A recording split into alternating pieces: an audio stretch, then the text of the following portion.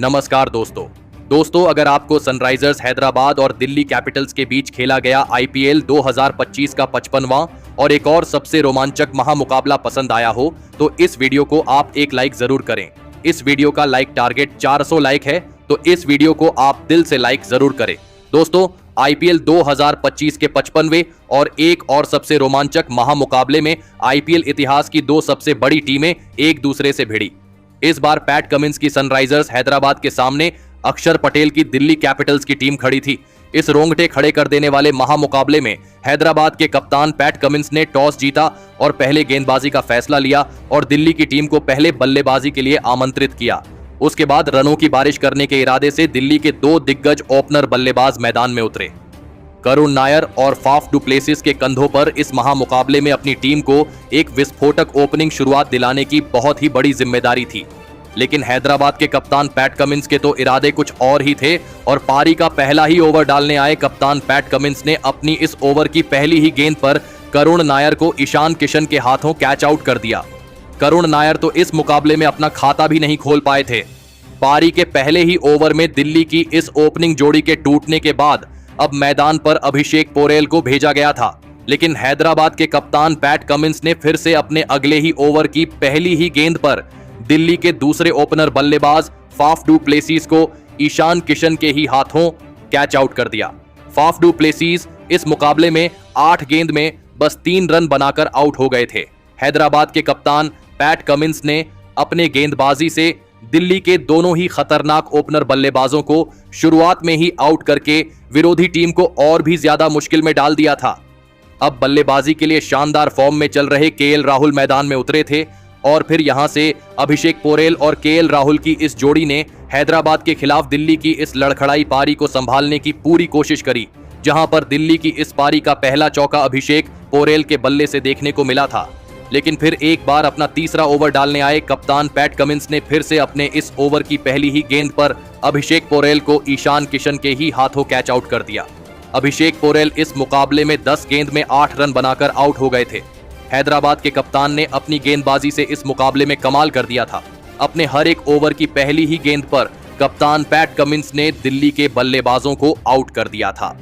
अब मैदान पर कप्तान अक्षर पटेल को उतरना पड़ा था और कप्तान अक्षर पटेल ने आते ही पहली गेंद पर विकेट निकालने वाले पैट कमिंस को एक लाजवाब चौका लगा दिया था।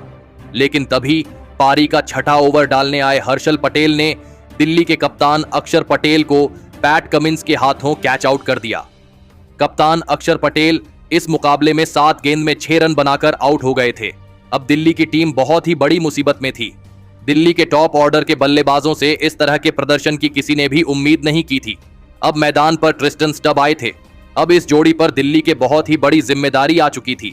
हैदराबाद की गेंदबाजी के आगे दिल्ली के बल्लेबाजों को खड़ा भी रहना मुश्किल होने लगा था और फिर तभी गेंदबाजी पर आए जयदेव उनादकट ने पारी के 8वें ओवर में दिल्ली की टीम के लिए शानदार फॉर्म में चल रहे केएल राहुल को भी ईशान किशन के हाथों कैच आउट कर दिया। केएल राहुल इस मुकाबले में 14 गेंद में 10 रन बनाकर आउट हो गए थे। अब दिल्ली की आधी बल्लेबाजी केवल 29 रनों पर खत्म हो चुकी थी। दिल्ली का यह विकेट गिरने का सिलसिला रुक ही नहीं रहा था। अब मैदान पर विपराज निगम को आना पड़ा था और फिर यहां से विपराज निगम और ट्रिस्टन स्टब की जोड़ी ने एक महत्वपूर्ण साझेदारी हैदराबाद की इस आग उगलती हुई गेंदबाजी के सामने बनाना शुरू कर दिया था। दिल्ली के लिए यह दोनों ही बल्लेबाज धीरे धीरे ही सही लेकिन इस मैदान में अब सेट होने लगे थे। अब दिल्ली के बल्लेबाजी के ऊपर से दबाव कम होने लगा था, लेकिन तभी पारी के 13वें ओवर में एक गलत रन लेने के चक्कर में सेट हो चुके विपराज निगम रन आउट हो गए। विपराज निगम इस मुकाबले में 17 गेंद में 18 रन बनाकर आउट हो गए थे। इस रन आउट के साथ फिर से दिल्ली की टीम की मुश्किलें बढ़ चुकी थीं। एक जीवन दान दिलाने वाली दिल्ली की यह साझेदारी टूटने के बाद हैदराबाद गेंदबाजी फिर से इस मुकाबले में दिल्ली पर हावी होती दिख रही थी।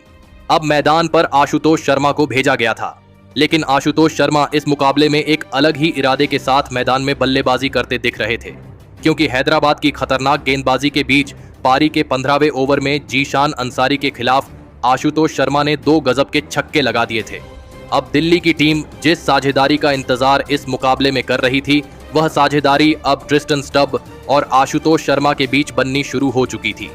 दोनों ही खिलाड़ियों ने अब इस मुकाबले में हैदराबाद की गेंदबाजी के सामने कमजोर पड़ चुकी दिल्ली की पारी को संभाला और एक महत्वपूर्ण साझेदारी अपनी टीम के लिए बनाना शुरू कर दिया, जहां पर आशुतोष शर्मा इस मुकाबले में दिल्ली की टीम के लिए सबसे बेहतरीन पारी खेल रहे थे।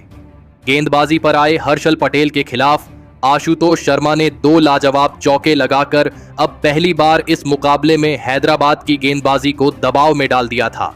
और फिर इसी बीच ट्रिस्टन स्टब और आशुतोष शर्मा के बीच एक लाजवाब अर्धशतकीय साझेदारी भी पूरी हो गई थी। तो वही पारी की अंतिम ओवरों में भी यह दोनों ही बल्लेबाज दिल्ली की टीम के लिए गजब की बल्लेबाजी कर रहे थे। लेकिन इस पारी के आखिरी ओवर में गेंदबाजी पर आए ईशान मलिंगा ने शानदार बल्लेबाजी कर रहे आशुतोष शर्मा को अभिनव मनोहर के हाथों कैच आउट कर दिया। आशुतोष शर्मा 26 गेंदों में 41 रन बनाकर आउट हो गए थे।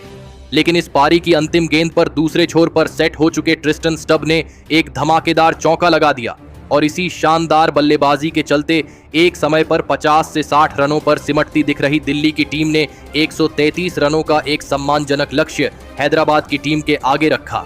लेकिन दोस्तों, जैसे ही दिल्ली की पहली पारी खत्म हो गई तभी से मैदान में भारी बारिश गिरने लगी, जिस वजह से मुकाबला बहुत समय के लिए रोका गया। लेकिन बारिश खत्म हो जाने के बाद मैदान में पानी जमा होने की वजह से और भी ज्यादा वक्त जाया हुआ। लेकिन अंत में यह मुकाबला 5-5 ओवरों का खेला गया, जहां पर हैदराबाद की टीम को 5 ओवरों में 45 रनों का लक्ष्य इस मुकाबले में दिया गया। उसके बाद इस बारिश के बाद मिले 45 रनों के लक्ष्य का पीछा करने हैदराबाद के 2 दिग्गज ओपनर बल्लेबाज मैदान में उतरे। अभिषेक शर्मा और ट्रेविस हेड के कंधों पर इस बारिश से प्रभावित मुकाबले में अपनी टीम को एक शानदार ओपनिंग शुरुआत दिलाने की बहुत ही बड़ी जिम्मेदारी थी। तो वही दिल्ली की टीम की तरफ से इस पारी का पहला ओवर मिचेल स्टार्क को दिया गया, जहां पर मिचेल स्टार्क ने अपने इस ओवर में शानदार गेंदबाजी करके दिखाई और अभिषेक शर्मा और ट्रेविस हेड की सब जोड़ी को ज्यादा हाथ खोलने का कोई भी मौका नहीं दिया। लेकिन इसके बावजूद इस ओवर से 7 रन हैदराबाद की टीम को मिल गए, जिस वजह से अब आखिरी 4 ओवरों में हैदराबाद की टीम को 38 रन बनाने थे।